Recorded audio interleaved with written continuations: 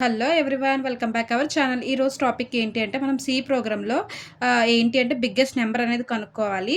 So, ఇక్కడ రాసాను చూడండి. C program to find out biggest of 3 numbers. So, మనం ఒక 3 నంబర్స్ ఇస్తే దాంట్లో ఏంటి బిగ్గెస్ట్ నంబర్ అనేది మనం ఫైండ్ ఔట్ చేయాలి. అది ఫైండ్ ఔట్ చేయాలి అంటే ఫస్ట్ ఆఫ్ ఆల్ మనం తెలియాల్సింది ఏంటి అంటే ఇక్కడ బిగ్గెస్ట్ నంబర్ అన్నాడు కాబట్టి మనం ఓన్లీ ఇంటిజర్స్ మాత్రమే తీసుకుంటాం. ఓన్లీ నంబర్స్ తెలిసిందే కదా! నంబర్స్‌ని ఇంటిజర్స్ అని కాల్ చేస్తాం. అలాగే ఫైండ్ ఔట్ బిగ్గెస్ట్ నంబర్ అన్నారు కాబట్టి ఏంటి గ్రేటర్ దెన్ అలాగా సింబల్స్‌తో మనం బిగ్గెస్ట్ అన్నాడు కాబట్టి కన్ఫర్మ్‌గా మనకి యూజ్ చేయాల్సింది ఏంటంటే greater than symbol. Less than అని అడగలేదు కదా! లెస్ దెన్ అడిగితే లెస్ దెన్ సింబల్ యూజ్ చేస్తాం. బిగ్గెస్ట్ అన్నాడు కాబట్టి బిగ్గెస్ట్ సింబల్, గ్రేటర్ దెన్ కాబట్టి గ్రేటర్ దెన్ యూజ్ చేస్తాం. ప్రోగ్రామ్‌లోకి వెళ్ళిపోదామా? సేమ్ ఫస్ట్ ఆఫ్ ఆల్ మనం రాసుకోవాల్సింది ఏంటి అంటే library function ash include studio dot H. Okay.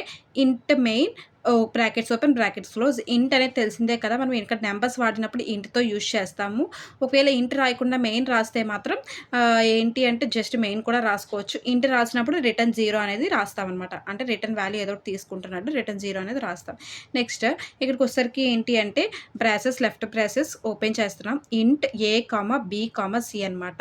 ఎందుకు అంటే ఇక్కడ ఇంటీజర్స్ మనం నంబర్స్‌ని తీసుకుంటున్నాం కాబట్టి ఇంటీజర్స్ ఏ, బి, సి అనే 3 వేరియబుల్స్ అంటే 3 డిఫరెంట్ వేరియబుల్స్‌ని మనం తీసుకుంటున్నాం అనమాట.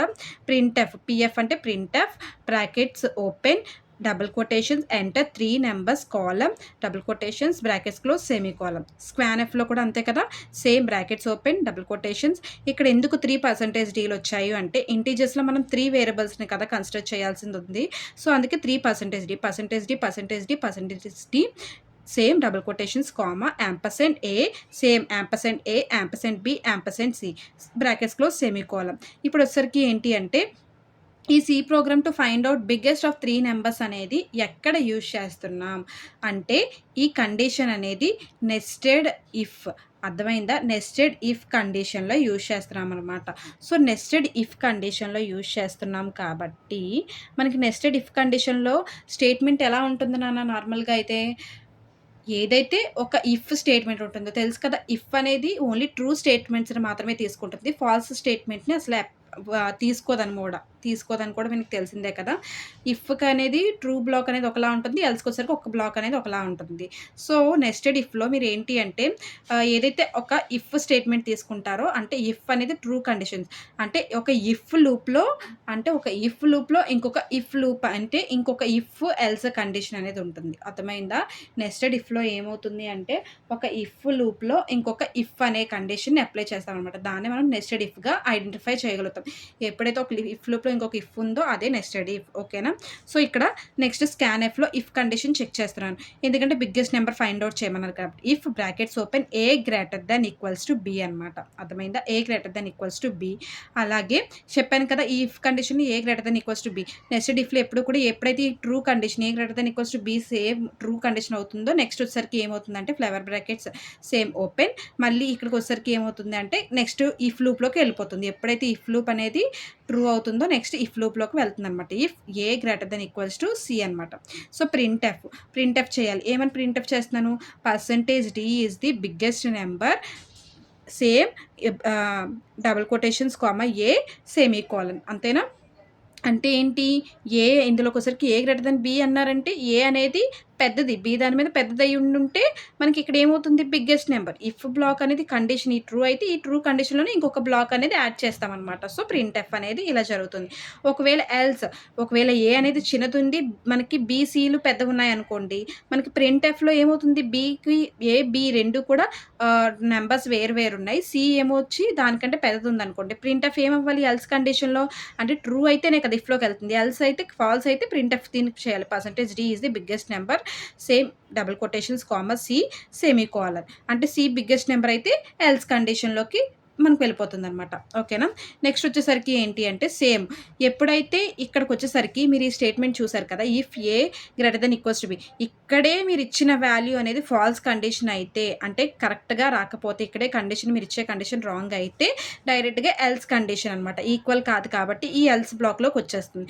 సో, సేమ్ ఎల్స్ బ్లాక్‌లోకొచ్చేస్తుంది. లెఫ్ట్ బ్రాసెస్ ఓపెన్ చేస్తున్నాను. If already A greater than చూసేసాం కాబట్టి ఇంకా మనకు మిగిలిపోయింది ఏంటి? బి కదా! So, B greater than equals to C. Printf ఇఫ్‌లో అది జరుగుతుందనమాట. ఎల్స్‌లో ఇఫ్ ఎల్స్ కండిషన్ జరుగుతుంది. ఇఫ్ ఏంటి? Printf percentage D is the biggest number double quotations B. Same semicolon. C మీద కంపేర్ చేస్తే బి ఎక్కువుంటే మనకి ప్రింట్ఎఫ్ అనేది ఏమవుతుంది? బి అనేది ప్రింట్ఎఫ్ అవుతుంది. ఎల్స్ ఒకవేళ కాకపోతే printf percentage D is the biggest number double quotations comma c అయితే సెమీకోలన్. ఒకవేళ సి అనేది ఎక్కువయ్యి బి తక్కువ ఉంటే మనకేమవుతుందంటే ఎల్స్ కండిషన్‌లోకి వెళ్తుంది. సేమ్ ఫ్లవర్ బ్రాకెట్స్ అంటే బ్రేసెస్‌తో క్లోజ్ చేసేస్తాం రిటర్న్ 0. ఓకేనా? ఎందుకు అంటే ఇంట్ మెయిన్ యూజ్ చేస్తున్నాం కాబట్టి రిటర్న్ 0. సేమ్ మళ్ళీ right బ్రేసెస్‌తో close చేసేస్తామనమాట. Okay.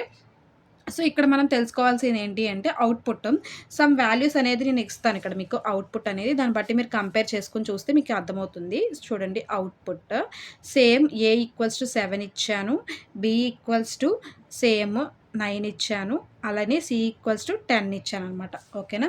Output A equals to 7 ఇచ్చాను. బి ఈక్వల్స్ టు 9 ఇచ్చాను. సి ఈక్వల్స్ టు 10 ఇచ్చాను.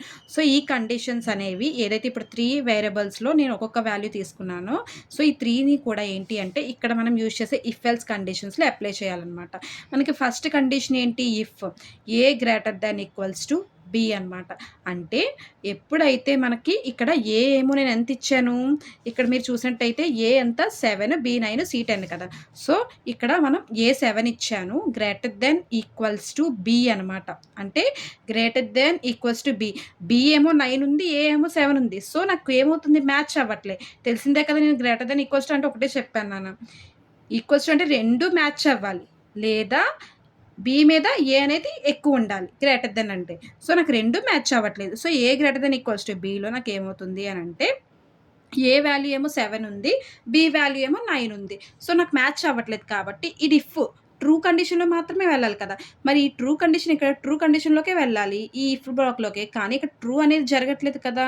ట్రూ జరగకపోతే ఇక్కడ నాకేమవుతుంది డైరెక్ట్‌గా ఈ ఎల్స్ బ్లాక్‌లోకెళ్ళిపోతుంది. ఫాల్స్ కండిషన్ స్టేట్‌మెంట్‌లోకెళ్ళిపోయింది. అవునా? ఎందుకు అనంటే ఎల్స్‌లో నాకు పెద్ద వాల్యూ లేదు కాబట్టి చిన్న వాల్యూ ఉంది కాబట్టి నాకిక్కడ ఈ ఎల్స్ కండిషన్‌లోకి వచ్చేస్తదనమాట. డైరెక్ట్‌గా ఈ ఇఫ్‌లోకెళ్ళకుండా ఈ ఎల్స్ బ్లాక్‌లోకి వచ్చేస్తుంది.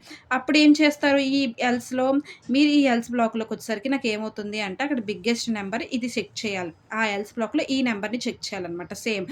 ఏంటి ఇఫ్‌లో నాకేమవ్వాలి B greater than equals to C ఉండాలి. ఓకేనా? నాకు బి వాల్యూ ఎంతుంది నాన్న ఇక్కడ 9 ఉంది. సి వాల్యూ ఏమో 10 ఉంది. అంతేనా? బి వాల్యూ 9 ఉంది. సి వాల్యూ 10 ఉంది.